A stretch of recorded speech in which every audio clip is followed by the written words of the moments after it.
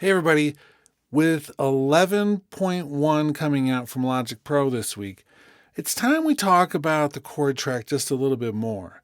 I think that over the past 5+ months, we've seen how cool the session instruments are, the session players, and they're tied really closely to the chord track.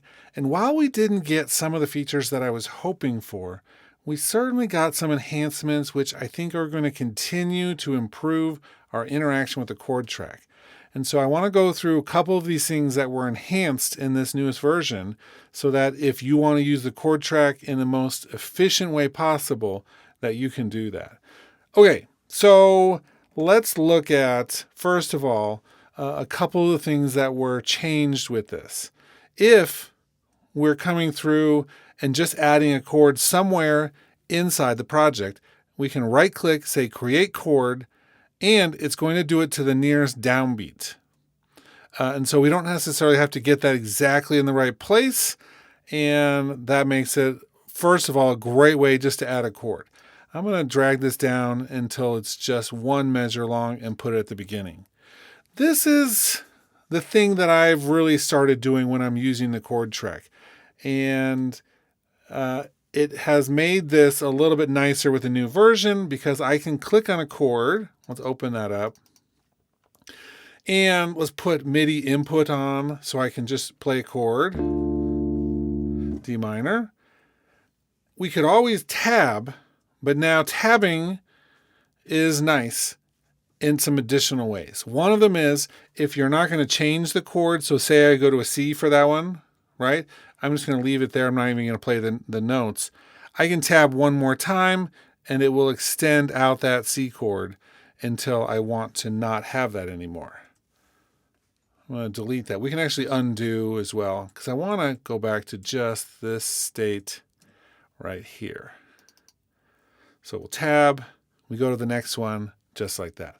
Now, the tab function is tied into our snap.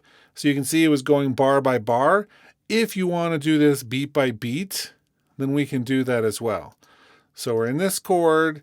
I'm going to tab here, and you'll see as I tab, it goes into beat by beat, which is great. Let's undo a couple of those and go back like that. So say we're on here, we have that D. Let's go back to the first one for a second. MIDI input, that D minor. Let's tab. We have that C. And say I do want that to be the full bar. I'm just going to hit the tab a couple extra times. Play another chord. We'll tab that. Maybe I want to do that last one before we go back up to the D minor. Okay, so I'm able to create really complex things, tabbing, deciding if I want it to be on a bar or a beat, and that MIDI input is going to allow me to really flexibly get this exactly how I want it. If you're wanting to change between the bar and the beat really frequently, we can always just go to the menu here. However, there is an option in the key commands to be able to make that change as well. So we could always edit our assignments. You can see if I type snap at the top here, which I already had, but I'll redo it. Then you can see we can come through and say snap mode. And we have all of these options. Some of them don't even show up fully in that drop-down menu. So let's add a couple of these in. Maybe we want to go by half notes. Learn by key position. I'm going to do Option Command 2, Option Command 1, Option Command 4, and those are the main ones I want to just add for a moment. So let's come out of this now, and I'll do my Option Command 2 for a moment. Let's come over, create a chord. I want to zoom in a little bit on this. So let's zoom in. So we're going to add a chord here. Let's tab that. Oh.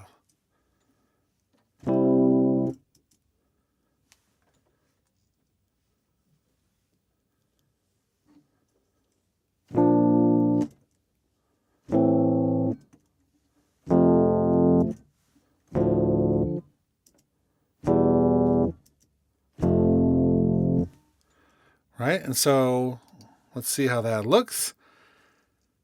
Because I was in the half note, I clicked my Option Command 2 to go into the half note.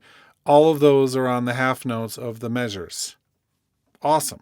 Let's add one of our instruments so we can hear that. We'll add the bass player, the upright, which is one of my favorites of all of these. Now, this won't make musical sense because I just did random chords, but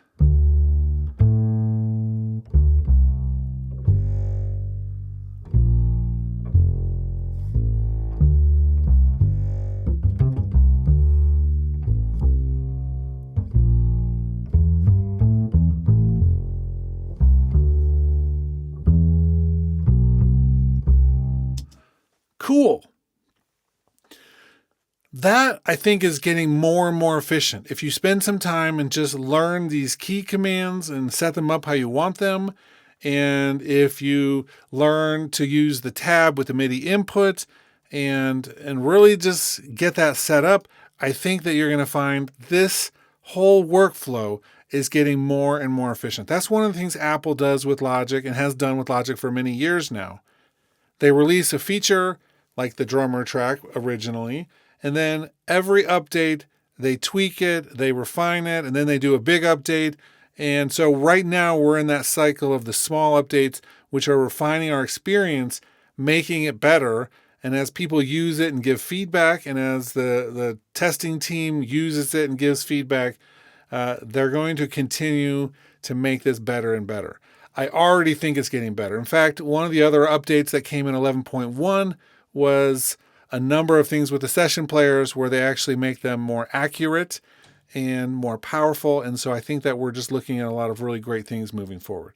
Okay, I hope this was helpful, seeing some of those tools in action, and let me know if this was something that's useful for you. But keep using these instruments in the chord track, because the more we use them, I think the more that they're going to refine them, and it'll just get better and better.